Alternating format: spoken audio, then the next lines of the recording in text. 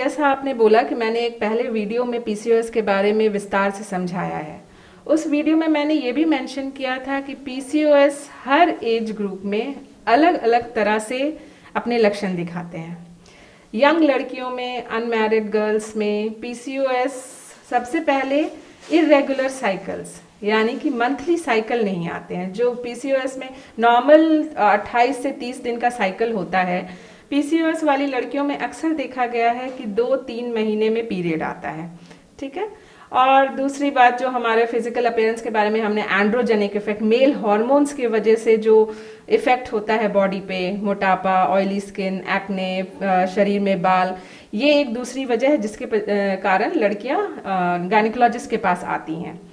तो मैं ये बताना चाहूंगी कि अगर इस तरह के पेशेंट्स आपके पास आते हैं जो कि यंग लड़कियां हैं जिनमें कि पीरियड्स का प्रॉब्लम है और इस तरह के मेल हार्मोन्स के कारण जो सिम्टम्स दिख रहे हैं, उनके लिए जो आपने ओसीपी कहा, ओरल कॉन्ट्रासेप्टिव पिल्स, हाँ ये दी जाती है। ये दवा, ये one of the first line treatments है, क्योंकि बेसिकली पीसीओएस में क्या होता है कि हार्मोनल इम्बैलेंस होता है। हम इसी तरह से समझाते हैं पेशेंट को कि आपके अंदर मेल हार्मोन्स जो हैं, एंड्रोजेंस हैं, उनकी मात्रा सुपरसीड कर गई है as compare to female hormones, ईस्ट्रोजेंस।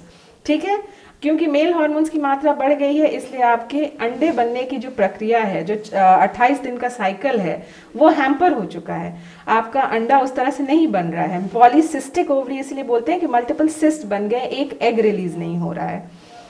तो उसके लिए हमारा ये ट्रीटमेंट ओरल कॉन्ट्रासेप्टिव पिल्स है, और ये देते हैं हम लोग एक लगातार 3 से 6 महीने के ड्यूरेशन के लिए देते हैं, जो कि हार्मोनल इम्बैलेंस जो बॉडी में हुआ है उसको एक साइक्लिकल रिदम में लाता है, और फिर वो रिदम कंटिन्यू होता रहता है इवन वंस दवा हम लोग स्टॉप कर देते हैं तब जी। लेकिन जो दूसरी प्रॉब्लम जो मैरिड लेडीज में और जो कंसीव करना चाहती हैं, प्रेग्नेंट होना चाहती हैं, लेकिन वो भी पीसीओएस से ग्रसित हैं, उनके लिए जो आपका सवाल है वो सही है कि हम अगर उनमें ओसीपी दे देंगे, पिल्स दे देंगे, तो वो कंसीव कैसे करेंगी। तो देखिए, अब जिस एज ग्रुप में जो प्रॉब्लम है, हमारा ट्रीटमेंट उस पर टारगेट करता है। ऐसी महिलाओं में हम उनके पीरियड्स को रेगुलर करने के लिए टारगेट नहीं करते हैं। हमारा टारगेट होता है उनको कंसीव कराना, उनको प्रेग्नेंट कराना। ऐसे केस में जो हमारा फर्स्ट लाइन ट्रीटमेंट है वो अंडा बनने वाली दवाइयां देनी होती है, ओव्यूलेशन इंडक्शन ड्रग्स। ठीक है। क्योंकि उनको मेन कंसर्न होता है प्रेगनेंसी चाहिए होता है।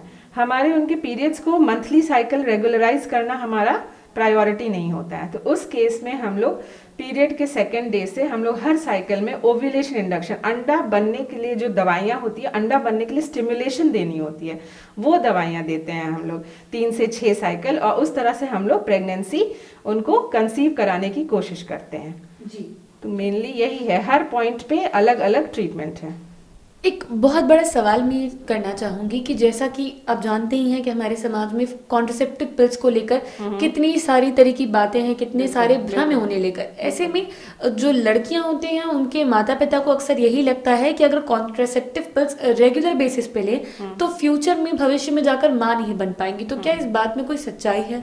ये आपने बिल्कुल सही कहा सौम्या। हम लोग किसी को अगर एडवाइस भी करते हैं तो एक तो पहला रिस्पांस होता है नहीं नहीं हमें इसकी जरूरत नहीं है।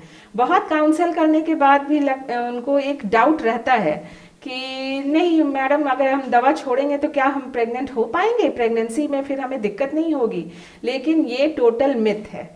ऐसी कोई बात नहीं है कि आप अगर प्रेग्नेंट पिल्स ले रहे हैं तो आप कभी प्रेग्नेंट नहीं हो पाइएगा। आप जितने ड्यूरेशन के लिए पिल्स ले रहे हैं आप उतने दिन के लिए प्रोटेक्टेड हैं। एक बार आप पिल्स रोकते हैं तो महीने 2 महीने के अंदर आपका वापस ओव्यूलेटरी साइकिल फंक्शनल हो जाता है, आपके अंदर एग बनेगी और वापस से आप प्रेग्नेंट हो सकते हैं।